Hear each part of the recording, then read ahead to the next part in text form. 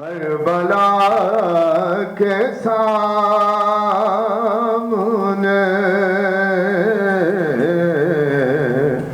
اس طرح باغ گرم ہے کربلا کے سامنے ہو دیا جس طرح سورج کے جگہ کیسا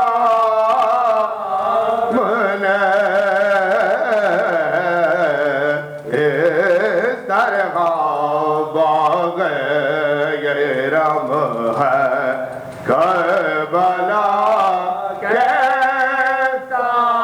سامنے ہاتھ پھیلاتا ہر بیلوا کے سامنے ہاتھ پھیلاتا نہیں ہر بیلوا کے سامنے ہاتھ پھیلا تو ہوں میں اہل قصہ کیسا اور محمد والے محمد اس طرح باغ گرم ہے کربلا کے سامنے جو یہ کہتے ہیں انہوں نے دل کو سب دے دیا جو یہ کہتے ہیں جن کو سب لے لیا اور لے کے آئے کوئی آیت ہے عطا کیسا نے اس طرح باغ گرم ہے کربلا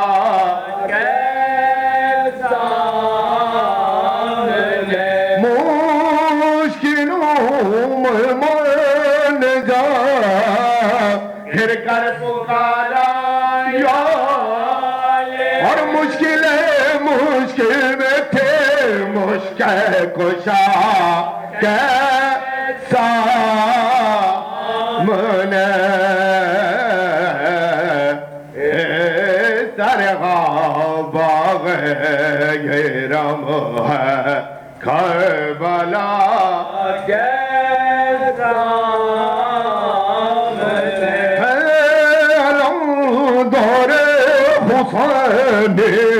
اے وفا کے دار علمدار حسینی آنکھ میں پیر کے زور و جفا کے سامنے اس طرح باغ گرم ہے کربلا کے سامنے حاکم ملعون نے کھائے شکست دائم حاکم ملعون نے کھائے شکست اور جعفر صادق تمہارے دربا کیسا منے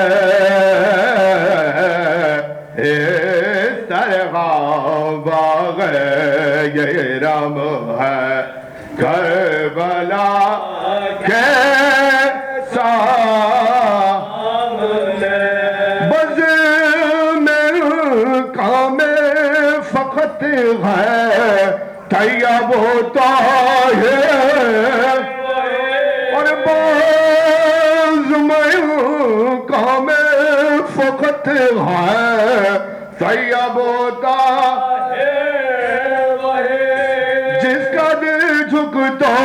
شاہ کربلا کے سامنے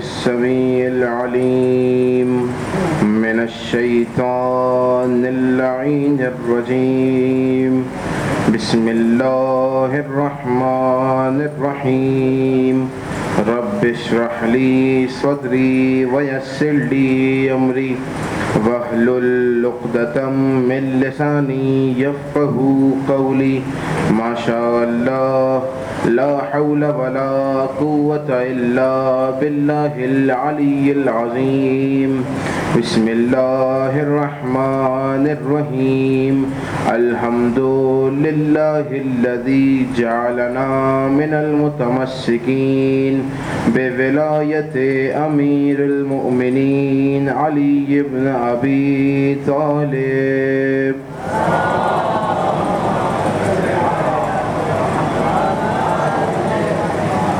الحمد لله رب العالمين الصلاة والسلام على أشرف الأنبياء والمرسلين خاتم النبيين سيدنا ونبينا وشفيع ذنوبنا وطبيب نفوسنا مولانا ومولى الثقلين ومولى الكونين جد الحسنين أعني أبا القاسم محمد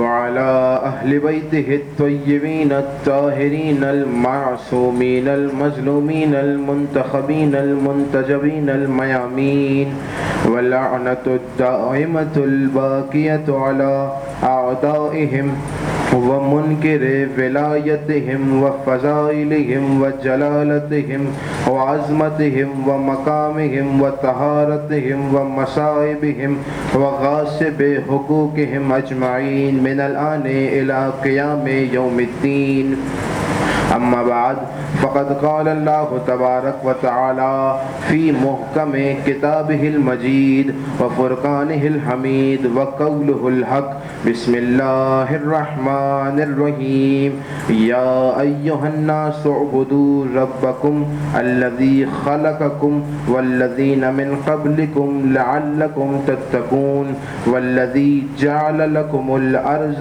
فراشا صلوات على محمد وآل محمد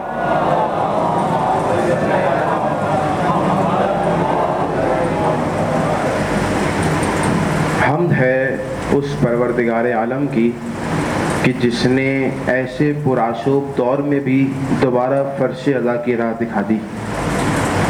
تمام تعریفیں ہیں اس خالق لم یزل کے لیے کہ جس نے مجلس موسی کاظم بارگاہ موسی کاظم میں وفا کرنے کے لیے ہم سب کو بلا لیا.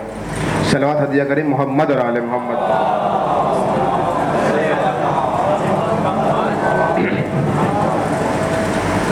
اس پرنور مجلس میں آپ کے سامنے سعادت حاصل کرنے کے لیے جس سرنامہ کلام کو چنا گیا ہے قرآن مجید کی مشہور و معروف آیت. پروردگار عالم اس آیت میں ارشاد فرما رہا ہے بسم اللہ الرحمن الرحیم اے لوگوں اللہ کی طرف ایمان لے آؤ وہ اللہ کہ جس نے تمہیں بھی خلق کیا ہے اور تم سے پہلے لوگوں کو بھی خلق کیا ہے اور اس اللہ نے تمہارے لیے زمین کو فرش بنا دیا ہے. میں اپنے موضوع سے متصل ہونے کے لیے یہ مقدمہ آپ کے سامنے قائم کر رہا ہوں. بس گزارش اتنی ہے کہ اگر میری بات آپ تک پہنچتی چلے جائیے تو پھر بس مجھ تک سند پہنچا دیجیے گا کہ آپ کی بات پہنچ چکی ہے. جب تک مجلس رہے مکمل ہمدن گوش رہیے گا کیونکہ اس مجلس میں کسی اور کا تو ذکر ہونا ہی نہیں ہے, ایسوں کا ذکر ہونا ہے کہ جس کا ذکر خود پروردگار عالم کرتا ہے.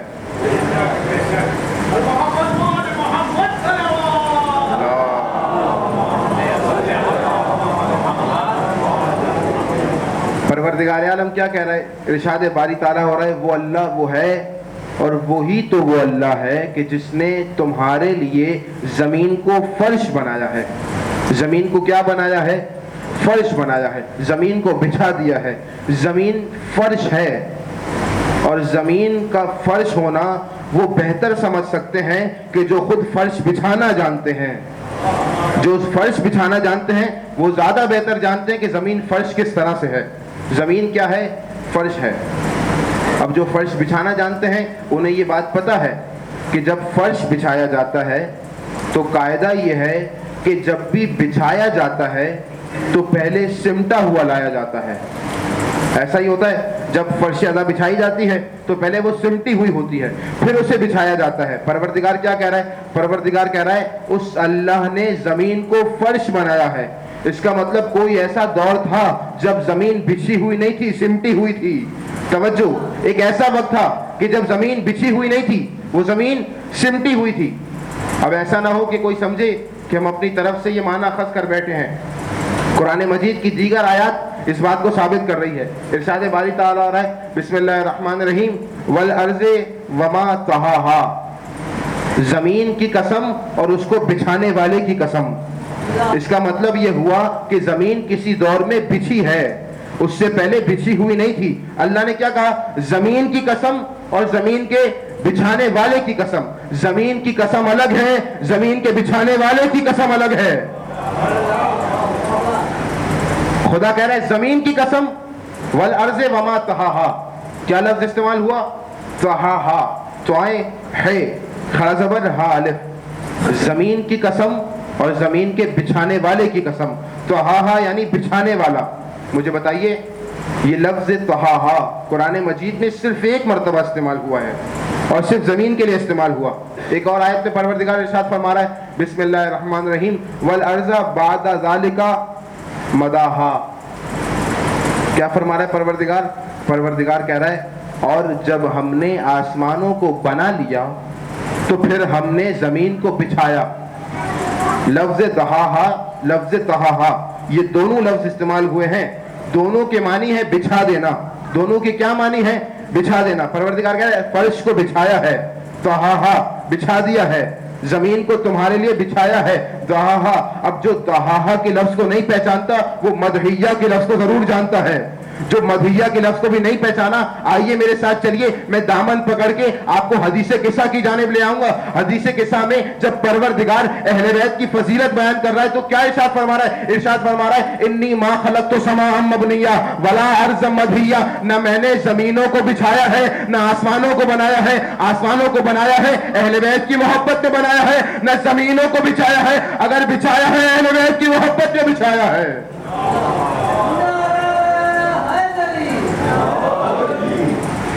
دیکھیں میں اس سے پہلے اسی ممبر سے عرض کر چکا ہوں کہ یہ جو نعرہ لگتا ہے یا تو نعرہ نہ لگائیے یا اگر لگائیے تو بہترین لگائیے, کیونکہ نعرہ لگانے کا حق کیا ہے؟ کسی نے پوچھا, آپ نے سنا ہے نا جب بھی نعرہ لگانے کا کہتے تو کیا کہتے ہیں؟ دونوں ہاتھ بلند کر کے.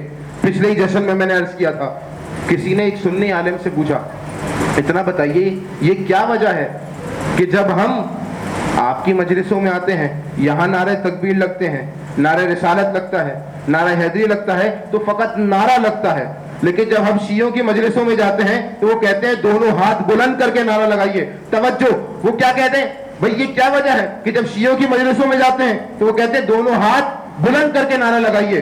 انہوں نے مسکرا کے کہا دیکھو نہ اس میں تمہارا قصور ہے نہ شیعوں کا قصور ہے. کیوں قصور نہیں ہے؟ کیونکہ تم نے ایسوں کو پیر مانا ہے جو تمہیں اس طرح ملے ہیں, شیعوں نے ایسوں کو پیر بنایا ہے جو تمہیں اس طرح سے ملے ہیں.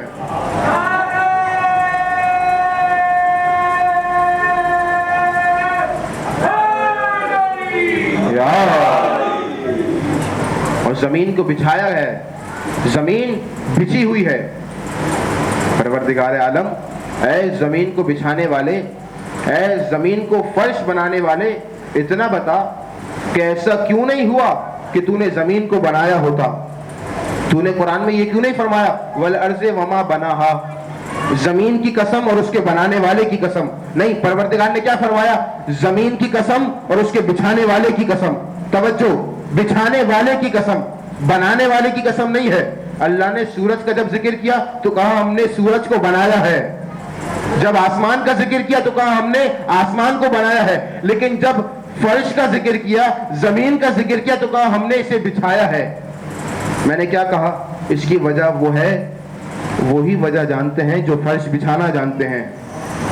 پروردگار کی آواز آئے گی، دیکھو جب کسی چیز کو بچھایا جاتا ہے تو اس میں ایک سہولت یہ ہوتی ہے کہ جب چاہے اسے لپیٹ دیا جاتا ہے، جب چاہے بچھا دیا جاتا ہے، جب چاہے سمیٹ دیا جاتا ہے، جب چاہے بچھا دیا جاتا ہے۔ اللہ نے کہا ہم نے زمین کو بچھایا ہے، زمین کو بچھانے کا اعلان کر کے اللہ یہ بتانا چاہ رہا ہے، دیکھو یہ جو بچھی ہوئی زمین ہے یہ تمہارے لیے تو بچھی ہوئی ہے، تمہارے لیے تو سجی ہوئی ہے، لیکن کوئی ایسی ہستی ہے جو اگر چاہتے ہیں تو زمین کو بچھانے کی جگہ سمیٹ دیا کرتے ہیں۔ زمین ان کے لیے سمٹ جاتی ہے، وہ زمین کو سمیٹ لیا کرتے ہیں۔ کیا کہا اللہ نے؟ ہم نے زمین کو بچھایا ہے، سمیٹ دیا گیا ہے۔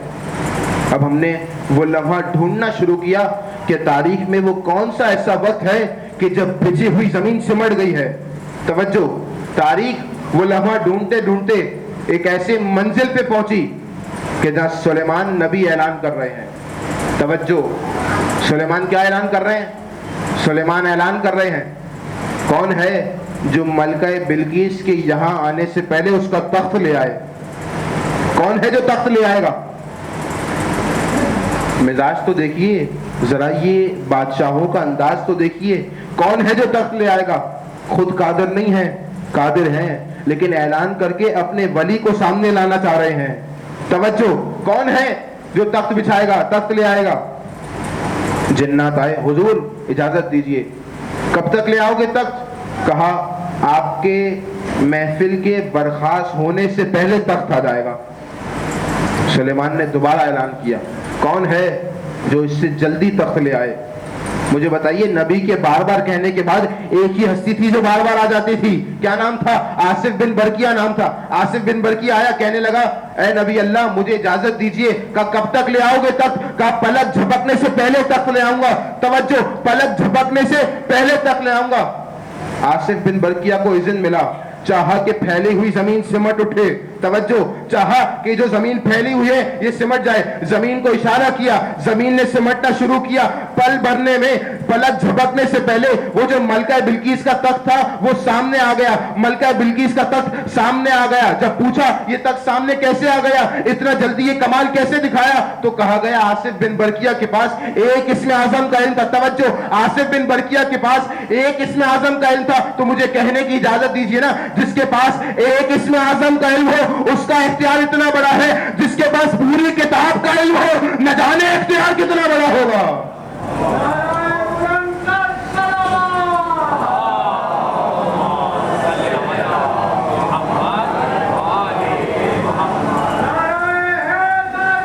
مل کے جس کے پاس پوری کتاب کا علم ہے نہ جانے اس کا اختیار کتنا زیادہ ہوگا۔ نوجوان توجہ کریں، یہیں سے ایک لفظ نکلا ہے۔ کیا لفظ ہے؟ طی الارض۔ کیا لفظ ہے؟ طی الارض، یعنی زمین کو طے کرنا۔ یعنی جو طی الارض کر سکتا ہے اسے اپنی منزل سے جہاں جانا ہے وہاں تک سفر کرنے کی ضرورت نہیں ہے۔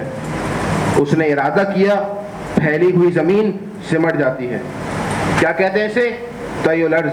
اور یہ خاصہ ہے اسم اعظم کا کہ جس کے پاس اسم اعظم کا علم ہوتا ہے، اسم اعظم دہراتا ہے، جیسے ہی دہراتا ہے یہاں سے وہاں سفر کر لیتا ہے، یہاں سے وہاں سفر کر لیتا ہے۔ یہ زمین کے سمٹنے کا سفر آگے بڑھا۔ مجھے بتائیے کیا لفظ استعمال کیا؟ ارض، والارض وما طحاها، ارض کہ جسے پھیلایا گیا ہے، ارض کی قسم، اس کے پھیلانے والے کی قسم۔ اب یہاں پہ آپ کی توجہ چاہ رہا ہوں، یہ جو ارض ہے نا اس کا مطلب ہم سمجھتے ہیں زمین۔ ارض کا زمین ہونا ضروری نہیں ہے۔ توجہ، زمین ارض ہوتی ہے لیکن ارض کا زمین ہونا ضروری نہیں ہے۔ بہت مشکل ہو گئی بات، ایک مثال دیتا ہوں۔ ارض کسے کہتے ہیں؟ ارض کہتے ہیں اس جگہ کو کہ جہاں چلا جاتا ہے۔ ہمارے سامنے زمین ہے کہ جہاں ہم چل رہے ہیں، ہمارے لیے یہ زمین ارض ہے، لیکن فقط ارض زمین نہیں ہے، زمین کے علاوہ بھی بہت سارے ارض ہیں۔ مثال دیتا ہوں، ہم فلیٹس میں رہتے ہیں، ہم نے دیکھا ہے گراؤنڈ فلور میں جب رہتے ہیں تو جب گراؤنڈ فلور میں رہ رہے ہیں، جہاں چل رہے ہیں وہ ہمارے لیے عرض ہے. کیوں؟ کیونکہ ہم اس پہ چل رہے ہیں. اگر گراؤنڈ فلور پہ رہ کے کوئی اوپر کی جانب دیکھے تو وہ اسے چھت لگے گی، لیکن اگر وہی شخص گراؤنڈ فلور سے پہلی منزل پہ چلے جائے، توجہ، تو اب جو اس کے لیے چھت تھی اب وہ چھت نہیں ہے، اس کے لیے زمین ہے. توجہ، اس کا مطلب یہ ہے کہ ہر بندے کے لیے عرض کا احاطہ الگ الگ ہے.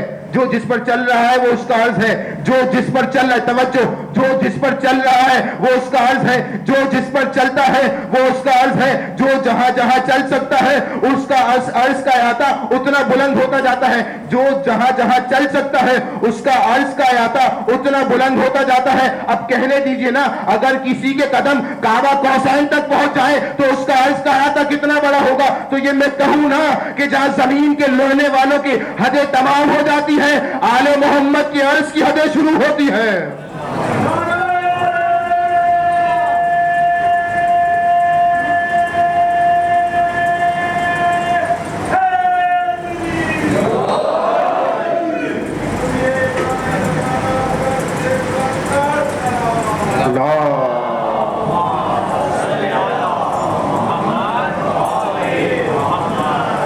جو جس پر چلتا ہے وہ اس کے لیے عرض ہے. کعبہ کوسین ہماری حدوں سے دور ہے لیکن آل محمد کے لیے عرض ہے. ایک اور بات سنتے جائیے، عرض زیادہ افضل ہے یا عرض پہ چلنے والا زیادہ افضل ہے؟ عرض پہ چلنے والا زیادہ افضل ہے نا. تو جب زمین پہ رہنے والوں کی حدیں عرض تک نہیں پہنچ سکتی، جب زمین پہ رہنے والے آل محمد کی عرض کی عظمتوں کا ادراک نہیں کر سکتے، آل محمد کی عظمتوں کا ادراک کیسے کر سکیں گے؟ ایک اور درود ہدیہ کریں محمد اور آل محمد.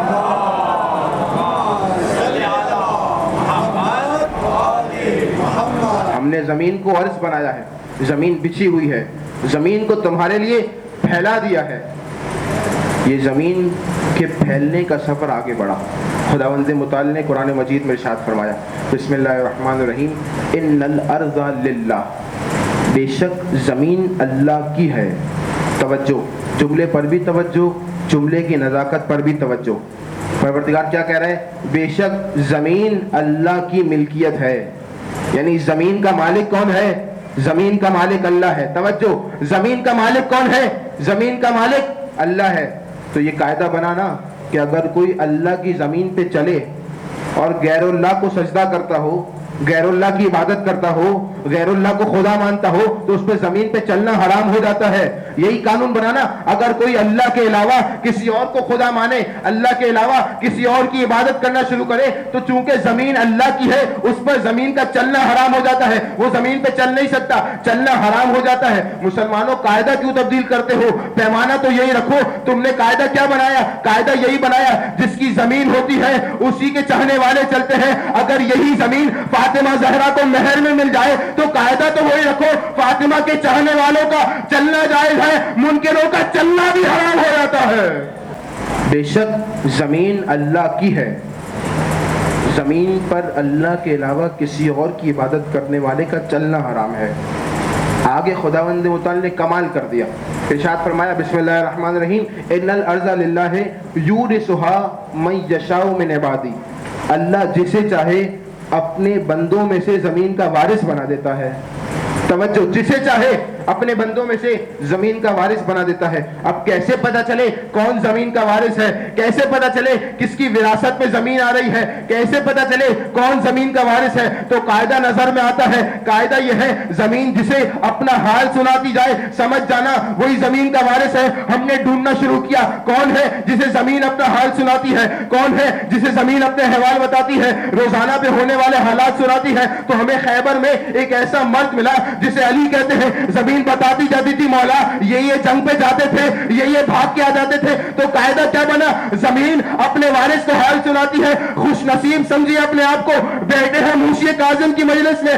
آج جب زمین اپنے وارث کو سنائے گی تو بتاتی جائے گی، مولا یہ فرش پہ بیٹھے تھے، یہ باہر کھڑے ہوئے تھے.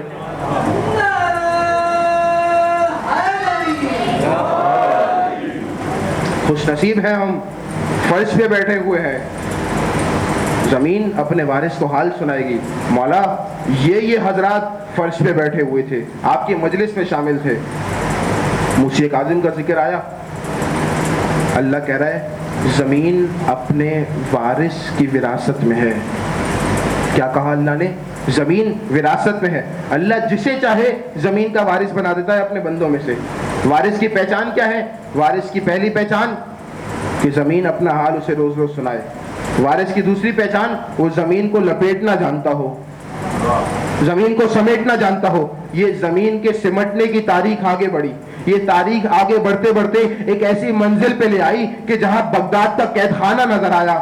بغداد کے قید خانے میں ایک چاہنے والے نے فقط دل میں سوچا, اتنا وقت گزر گیا اپنے گھر والوں سے ملاقات نہیں ہوئی ہے, فقط دل میں سوچا. امام موسی قاضی نے فرمایا کہ تم چاہتے ہو کہ اپنے گھر والوں سے ملاؤ؟ فقط دل میں سوچا تھا.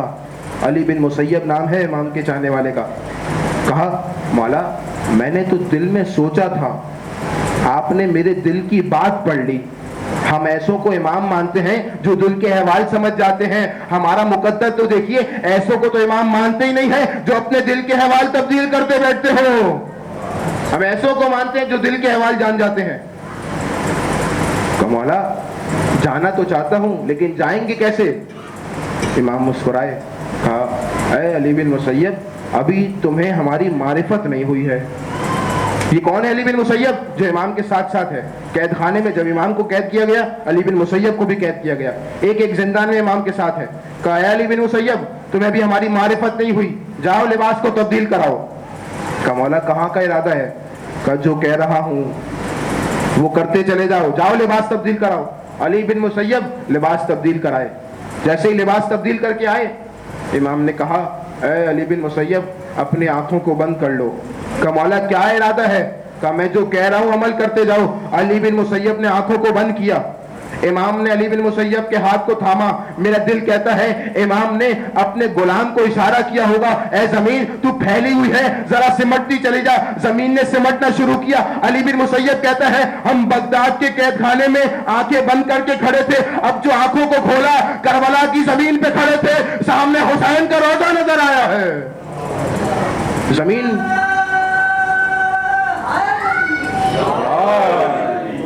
زمین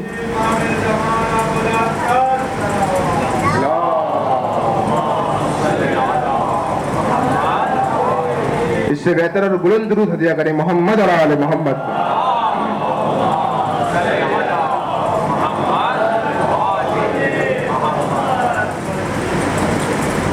زمین سمٹی یا نہیں سمٹی؟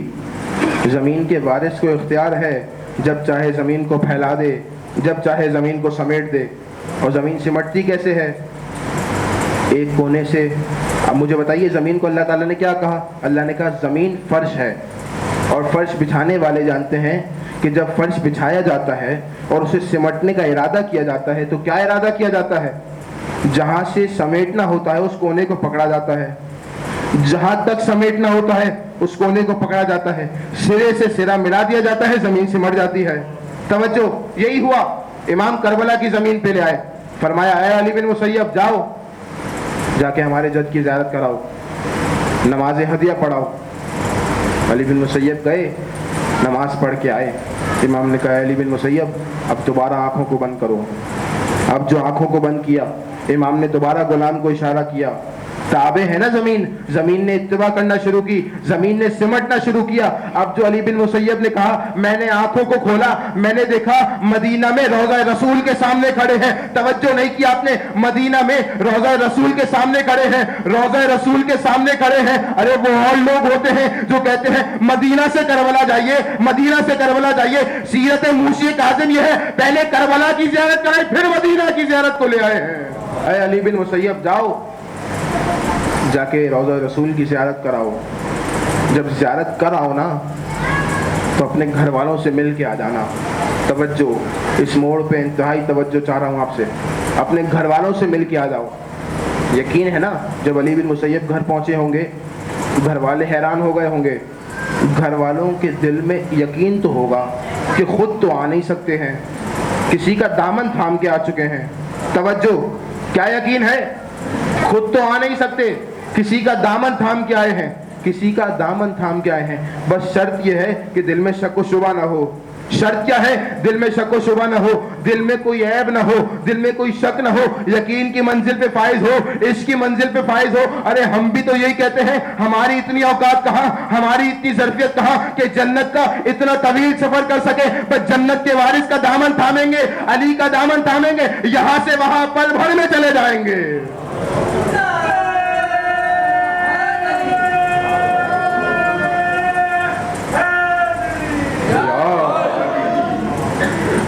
علی بن مسیب کو لیا، زیارت کرا کے دوبارہ سے بغداد کے قید خانے میں لے آئے۔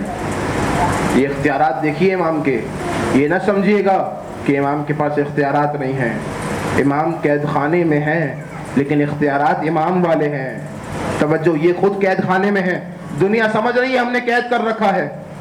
ارے زمین ان کی وراثت میں ہے، چار دیواری کچھ نہیں بگاڑ سکتی ہے، زمین وراثت میں ہے۔ یہ خود تو قید میں ہے لیکن قضاء و قدر کو اپنی قید میں رکھا کرتے ہیں۔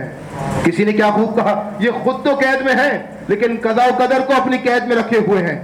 یہ نہ سمجھیے گا کہ امام کے پاس اختیارات نہیں ہیں، قید خانے پہ مکمل اختیار ہے، جسے چاہے آزاد کرا لے، جسے چاہے قید کر لے۔ امام کا ایک صحابی ہے جس کا نام صالح بن واقد ہے۔ امام نے بلایا مدینہ میں، بلاؤ صالح کو ہمارے پاس۔ صالح کو بلایا گیا، امام نے فرمایا اے صالح ابھی کچھ دن نہیں گزریں گے، کتنے یقین سے کہہ رہے ہیں امام، ابھی کچھ دن نہیں گزریں گے کہ تمہیں ہارون رشید کے سپاہی قید کے لیے لے جائیں گے۔ جب تم ہارون رشید کے پاس پہنچو گے تو وہ تم سے کہیں گے کہ مجھے موسی کاظم کا حال سناؤ۔ کہا مولا پھر؟ امام نے فرمایا کچھ مت بتانا۔ کہا مولا میں کچھ نہ بتاؤں؟ کہا نہیں کچھ مت بتانا۔ کہا مولا پھر؟ کہا جب تم کچھ نہیں بتاؤ گے تمہیں قید کر لیں گے۔ کہا مولا آپ کی محبت میں قید ہو جاؤں؟ امام نے فرمایا قید ہو جانا۔ کہا مولا پھر؟ کہا قید ہونا تمہارا کام ہے، رہائی دلانا ہمارا کام ہے۔ کچھ دن نہیں گزرے، آئے ہارون کے سپاہی، صالح کو قید کر لیا، صالح کو لے کے گئے ہارون کے پاس، بتاؤ موسی کاظم کہاں ہے؟ کہا میں نہیں جانتا۔ کہا نہیں جانتے؟ کہا نہیں جانتے۔ جھوٹ کیوں بولتے ہو؟ کہا تمہارے دربار میں تمہارے سامنے جھوٹ بولنے کی ہمت کروں گا، حکم دیا اسے قید کر لیا جائے۔ روایت کہتی ہے قید میں گزرے 2 دن نہیں ہوئے تھے کہ صالح نے دیکھا کہ جس نے وعدہ کیا تھا وہ قید خانے میں آ چکا ہے۔ کہا مولا یہاں کیسے آ گئے؟ کہا ہم نے جو وعدہ کیا تھا اسے پورا کرنے آئے ہیں۔ امام نے صالح کا ہاتھ تھاما، بغداد کے قید خانے سے دوبارہ مدینے کی طرف لے آئے ہیں۔ توجہ، امام نے کیا فرمایا؟ میں وعدہ وفا کرنا جانتا ہوں۔ ارے ہمارا افتخار ہے، ایسوں کو امام مانتے ہیں، ایسوں کو پیر مانتے ہیں، وعدہ وفا کرنا جانتے ہیں۔ ایسوں کو تو پیر مانتے ہی نہیں ہیں جن کے بارے میں قرآن کہہ رہے ہیں جب قیامت میں ان کے مرید آئیں گے، مرید ان کے پاس آئیں گے، ارے تم نے کہا تھا بچا لو گے، تم نے کہا تھا حفاظت کرو گے، تم نے کہا تھا جنت لے جاؤ گے، وہ فوراً کہیں گے چلے جاؤ یہاں سے، ہمیں اپنی فکر نہ آگے، تم کہاں سے آ چکے ہو۔ ایسوں کو تو مرید مانتے ہی نہیں ہیں، ایسوں کو مرید مانتے ہیں جو وعدہ وفا کرنا جانتے ہیں۔ امام نے کہا میں نے وعدہ کیا تھا۔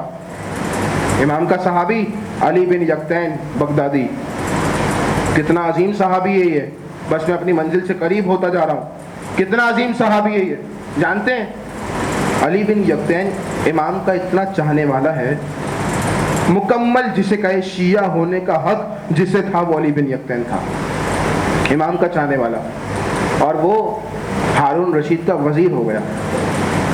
کچھ دن تو گزرے، ساتھ اچھا تھا، لیکن جب کچھ عرصہ گزر گیا علی بن یقطین نے دیکھا کہ اب ہارون رشید ظلم کر رہا ہے، لوگوں پہ ناحق حملہ کیا جاتا ہے۔ امام کو خط لکھا، کہا مولا میں اب وزارت چھوڑنا چاہتا ہوں۔ امام نے فرمایا نہیں، جب تک زندہ ہو وزارت نہیں چھوڑنا۔ کہا مولا وزارت نہیں چھوڑوں؟ کہا نہیں چھوڑنا۔ کہا مولا کیا وجہ ہے کہ میں وزارت نہیں چھوڑوں؟ امام نے فرمایا کبھی کبھار پروردگار یہ ارادہ کرتا ہے کہ دشمنوں میں وزیر اپنا رکھ لیتا ہے تاکہ شیعوں کی مدد ہو سکے، وزارت نہیں چھوڑنا۔ پھر امام نے فرمایا اے علی بن یقطین تم ایک ضمانت دو، میں تمہیں 3 ضمانت دیتا ہوں، تم مجھ سے ایک وعدہ کرو، میں 3 وعدے تم سے کرتا ہوں۔ کیا وعدے ہیں؟ کہ مولا میں کیا وعدہ کروں؟ فرمایا اے علی بن یقطین وعدہ کرو، یہ ضمانت دو کہ ہمارے کسی شیعہ کو مدد کی ضرورت ہوگی تو تم مدد کو جاؤ گے، اگر ہمارے کسی شیعہ کو گھر کی ضرورت ہے اسے گھر دینا، قرضے کی ضرورت ہے قرضہ دینا، بے جرم و خطا قید میں لایا گیا اسے آزاد کرانا۔ کہ مولا آپ کون سی ضمانت دیتے ہیں؟ امام نے فرمایا 3 ضمانت میری ہے۔ کون کون سی ضمانت ہے؟ کہ مولا پہلی ضمانت امام نے فرمائی کہا کبھی تم قید خانے میں نہیں جاؤ گے۔ دوسری ضمانت امام نے جو کی، امام نے کیا کہا؟ کبھی تلوار سے شہید نہیں ہوگے۔ تیسری ضمانت میں امام نے فرمایا کبھی تمہارے گھر میں تنگ دستی نہیں آئے گی۔ توجہ، آپ نے غور ہی نہیں کیا، امام ہے مدینے میں، علی بن یقطین ہے بغداد میں۔ توجہ، امام مدینے میں ہے، علی بن یقطین بغداد میں ہے۔ مدینہ میں امام ہے، علی بن یقطین شیعہ ہے بغداد میں۔ امام مدینے میں بیٹھ کے گواہی دے رہے ہیں، ضمانت دے رہے ہیں۔ دیکھو اختیار یہ ہے، یہاں بیٹھے ہوئے ضمانت دے سکتا ہوں۔ ہم بھی تو یہی کہتے ہیں، ہم پاکستان میں ہیں، ضمانت لینے والا گہبت میں ہے، گہبت میں بیٹھ کے ضمانت دے رہے ہیں۔ آج سے تمہارا یہ کام ہے، تمہارا یہ کام ہے۔ صلوات پڑھے محمد اور آل محمد۔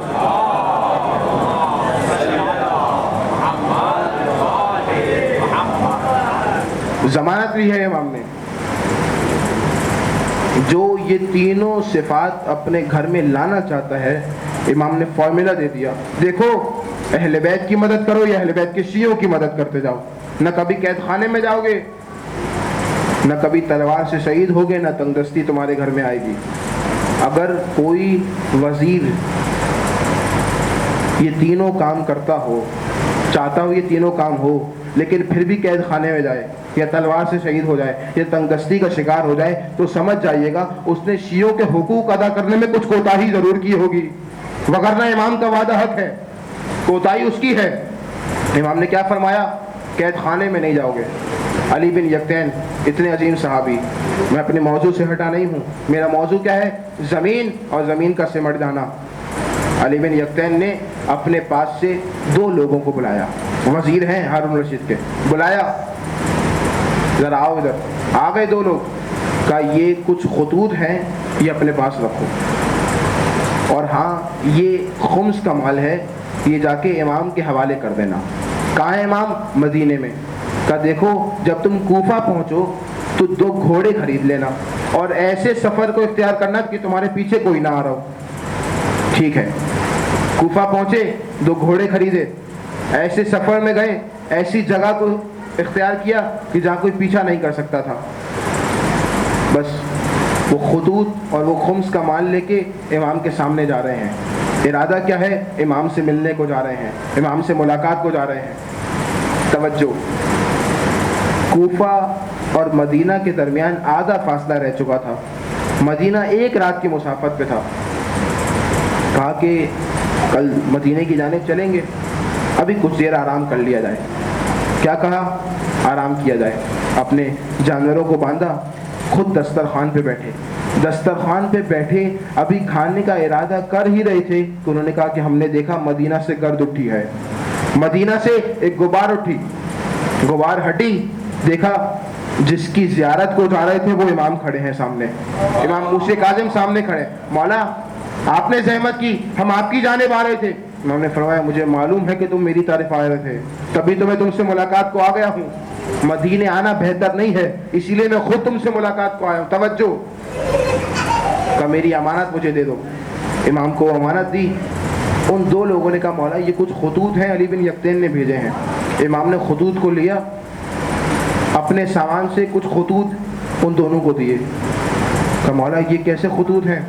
کہ یہ جو خطوط تم لے آئے ہو ان میں سوالات موجود ہیں، وہ جو سوالات ہیں ان کے جوابات اس خطوط میں موجود ہیں، یہ سوالات کے جوابات اس خطوط میں ہیں۔ یہ واقعہ کشف الغمہ میں لکھا ہوا ہے۔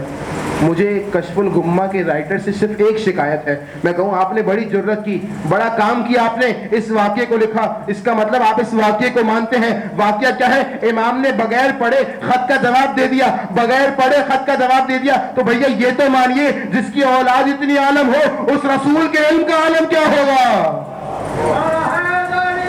یار۔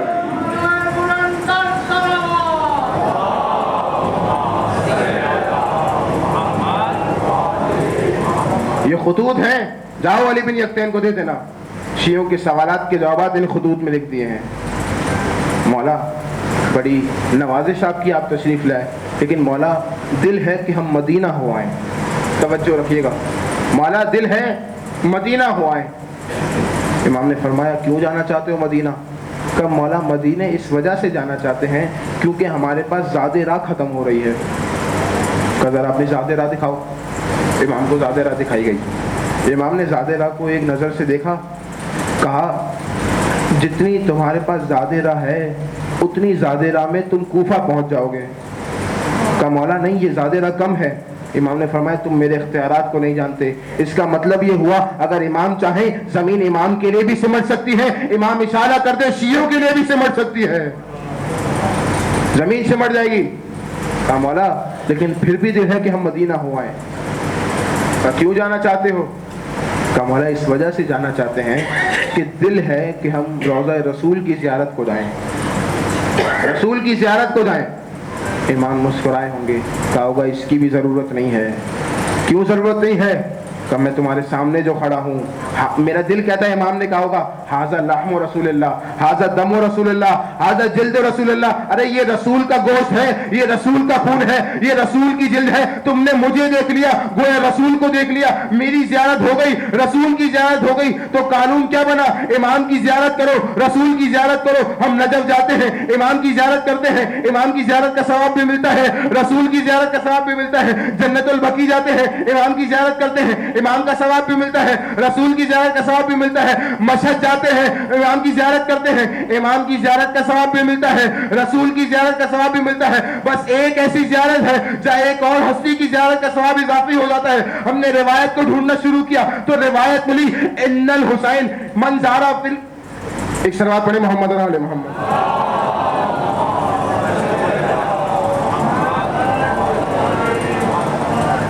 ہم نے ڈھونڈنا شروع کیا کون ہے کہ جس کی زیارت کو جائیں گے تو ہمیں ایک اور ہستی کی زیارت کا ثواب ملے گا. تو روایت سامنے آ گئی, من زار الحسین فی شط الفرات کمن زار اللہ علی العرش.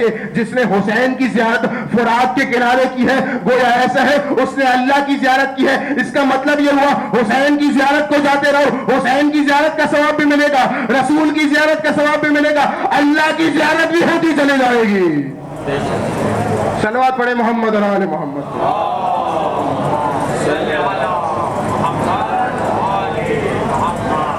تشریف لائیے, ایک اور صلوات دیا کریں محمد علی محمد.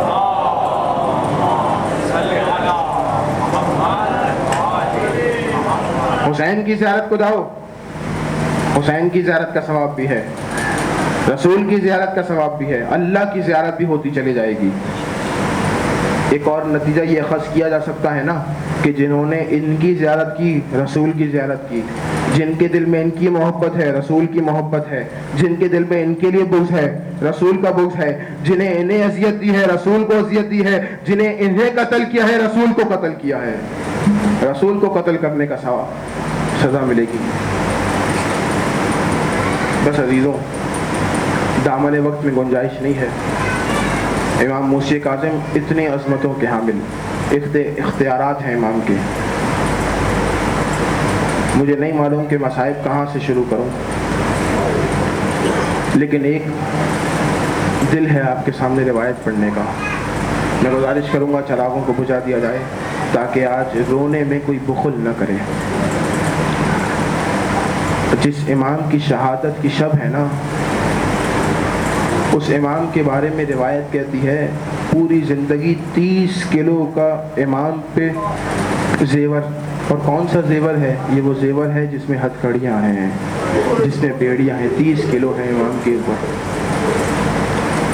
کتنی عظیم مصیبت ہے.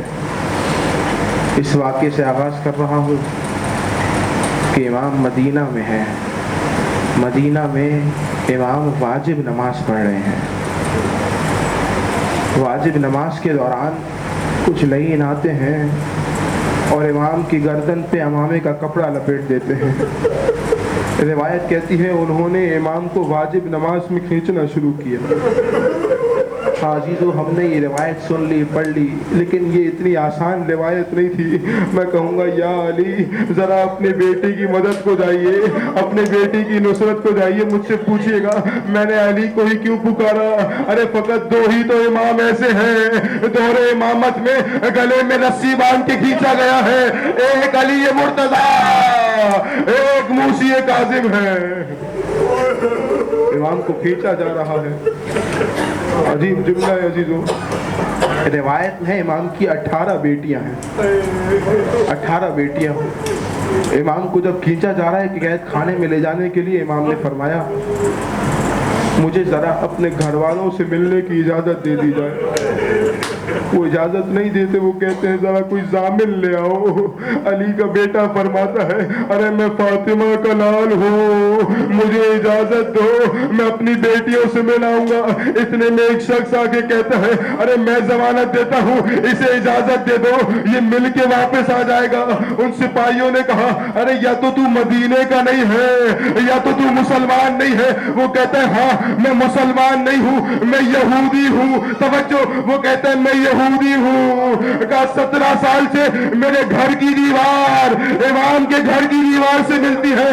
17 سال میں اتنا غیرت مند امام ہے مجھے معلوم ہی نہیں تھا. اس کی بیٹیاں بھی ہیں، ارے کتنا غیرت مند ہے، اسے اجازت دے دو دوبارہ آ جائے گا. میں کہوں گا یہ غیرت کاظم ہے. سلام غیرت سجاد. اجرکم اللہ. عزیزوں، امام اپنی بیٹیوں سے ملاقات کو آئے ہیں، ملاقات کرتے ہیں. امام کی بیٹیاں ہیں، امام کو دیکھتی ہیں، کہتی ہیں بابا دوبارہ واپس تو آؤ گے نا بابا. آپ جانتے ہیں نا اگر کوئی باپ عید کے دن اپنے گھر سے دور ہو جائے تو بیٹیوں کا رو رو کے حال برا ہو جاتا ہے. ارے فقط ایک عید ایسی گزر جائے عالم عجیب ہو جاتا ہے. سلام موسی کاظم کی بیٹیوں پہ. 14 سال ایسی عیدیں گزاری، اپنے باپ کی راہ تسبیح رہ گئی لیکن باپ دوبارہ نہ آیا. اجرکم اللہ. عزیزو، امام کو قید کے لیے لے جایا گیا ہے. آپ جانتے ہیں کیسا قید خانہ ہے امام کا؟ امام کا قید خانہ ایسا ہے کہ جہاں امام کھڑے نہیں ہو سکتے ہیں. اگر امام نماز کے لیے قیام میں جانا چاہتے ہیں تو قیام میں جانے کے لیے امام کو فقط رکوع تک جانے کی اجازت ہے.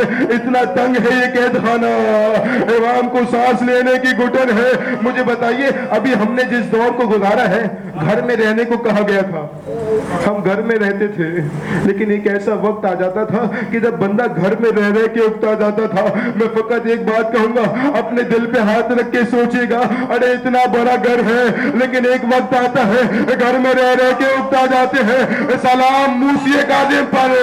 اتنا تنگ قید خانہ نہ جانے 14 برس کیسے گزارے. اجرکم اللہ. عزیزو، یہ قید خانہ امام موسی کاظم ہے. اور جانتے قید خانے میں امام پہ ظلم کیسا ہوتا ہے؟ حبشہ کے 10 غلاموں کو لایا گیا ہے اور غلاموں کو کیا تربیت دی گئی ہے؟ غلاموں کو پہلے شراب کے نشے میں لایا جاتا تھا، پھر ان کے سامنے ایک سفید چادر بچھا دی، چادر پہ وار کرو، وہ اس پہ وار کرتے جاتے تھے. جب غلام اس طرح سے آمادہ ہو گئے، اس طرح سے تیار ہو گئے تو اس قید خانے میں لے آئے جہاں ایک سفید چادر بچھی تھی. میں نے پورا مسائل پڑھ دیے، سفید چادر بچھی تھی. ارے رونے والوں، یہ سفید چادر نہیں ہے، ساتواں امام موسی کاظم ہے. 10 غلام کھڑے ہیں موسی کاظم کے اوپر، جیسے ہی وار کرنا چاہتے ہیں امام نے چادر کو ہٹایا، چہرہ دیکھا، فوراً عصا کو چھوڑا. ارے یہ کس پہ ظلم کرنے کو کہتے ہو؟ جب بھی مدد کی ضرورت ہوتی تھی یہ امام مدد کو آتا تھا، کیسے ان پہ ظلم کر سکتے؟